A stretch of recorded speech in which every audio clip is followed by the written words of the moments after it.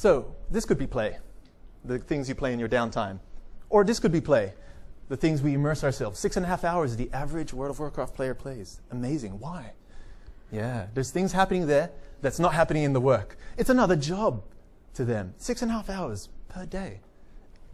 They're not paid to do it. They're there for an incentive that we could use. There's these ones, yes? All right. Yeah, they hold us hostage during the holidays, ending in you yelling at grandma because she charged you boardwalk hotel prices. All right. Thank you, grandma. Won't talk to you till next year. Yeah. Or there's these ones. I know my mum lives through these games. She's a huge Rabbitohs supporter. And she speaks as if she's on the team. I call, hey, Mum, how's it going? What's the game going to be like tonight at 6:30? And she goes, okay, Eric, we've just warmed up. I've got Inglis and Sutton off, but Isaac Lukes is still on, so we still got good. I don't have everything on the wing, but I feel good. We're going to play this game really well. What's this we, Mum? You're not on the team, but she is. Play can be transcendental. Play could be you looking at someone else play, and you get the same idea of flow, right? And we still stop people from doing this at work. Definitely, play has an intrinsic value.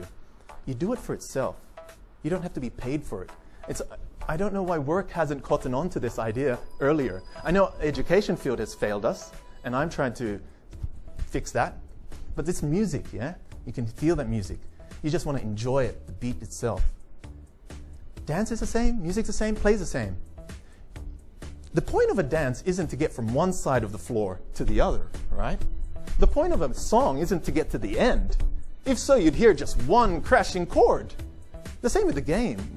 The point isn't just to get the win or to get the credit. It's to play with it, to be in flow.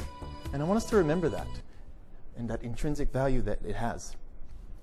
Richard Branson has proved amongst any other people that business and play can go well together. So what about you? What does play have in your life? What's the role that it plays? Well, for me, I've tried to look at the design that play has worked in the business world and then see if I can apply it also into the education world. And it's kind of haphazard. It's under construction, as it's said.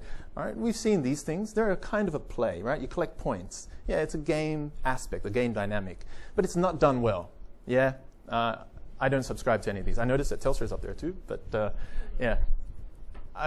It's not big incentive, but it does involve people. And then there's also the profiles. This is a social media one. If you ever join LinkedIn or Facebook, yeah, they give you a status bar. You're 50% complete. That's a game dynamic. Oh, I want to be 100% complete. How can you be a 50% complete person? So you're forced, compelled to continue on. An easy dynamic, and you can put it into almost any task, and we do at work. But still not there. We still need to look. We all know speed cameras. Oh, sorry. We all know that millennials, we call them the me generation, are looking for the work that gives them the most play. So any company hiring now has to appeal to this sense of play. A millennial will have 10,000 hours of playtime, video game time behind them. 10,000 hours, that's the magic number for being a master at anything. 10,000 hours in violin, 10,000 hours in basketball will make you a master of it. 10,000 hours of video games. Every millennial will have 10,000 hours of video games. So what can we do as leaders, as managers, as a teacher? We need to design our world better for play. Google is king if you're looking for a job. Sorry, maybe Telstra as well. But Google knows the value of play. They've redesigned their environment physically for play because they know that creative minds are the result of relaxed, playful minds. You can't be creative if you're afraid to fail. You can't be creative if you're not going to play with an idea. How can you create anything new, right? And play allows that because it's a safe environment, just like you could celebrate your mistakes earlier with woohoo. The Swedes are a bit ahead of us on this.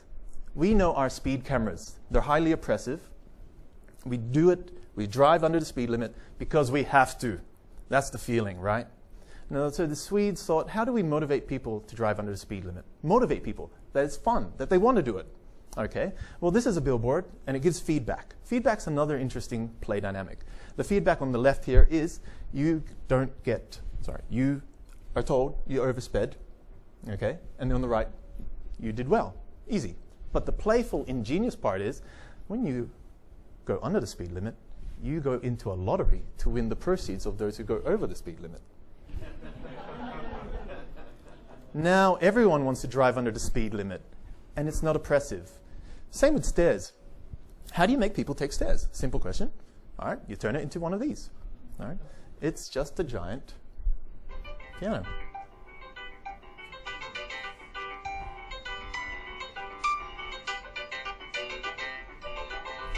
We call it fun theory.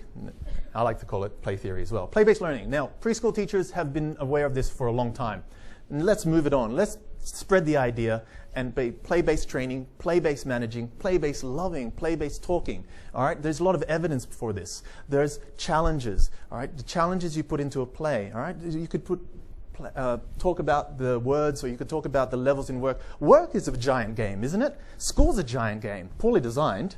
There we have feedback. But feedback, not just good job. You need it to be timely, succinct, and meaningful to the task that they're trying to achieve. If they're good at it, don't give feedback. They don't need feedback on that. They need feedback on the thing they're trying to get good at. That's another one there. Stories. We all need stories. It's a narrative. The World of Warcraft, I think one of the strongest aspects is stories. What's the story here? What's the culture here? What's your story in this culture of Telstra? And here we have trust. I know he's not going to make it, but gosh, she trusts him, doesn't she? All right. Trust. And you just played a game. I hope you played it with someone new. You probably have a small relation now built with that person. And that's easily from a game. You want to build trust? You play games. And I think we all know that. And it's active. It gets you out of your seat. I was inspired by this man, John Hunter. He showed me a geopolitical game that pits teams of students against other students. However, I didn't know how he played the game. He just told the world about it on another TED Talk. So, thinking reverse engineering, how would I redesign a game? How would I design a game so I could do something like he does? Well, I took the elements that I knew from games such as Risk, Civilization, and I started just to play around with it. And I had kids as my co-creators. And amazing things started to happen in my classroom. I had students who would come in every day and just stare out the window because they were dreaming of play. They were dreaming of something else. All right? I built stories around this game, and then finally, I let them play. And so here's a Miss X. Miss X is one of those who stares out the window every day. And I know I failed her for a long time until I discovered the power of play. And then once I played this game with her, and it uses the maths, it uses the English. I'm still targeting the curriculum. But once I played this game with her, her face came alive. Now you can't hear it, but just look at the face.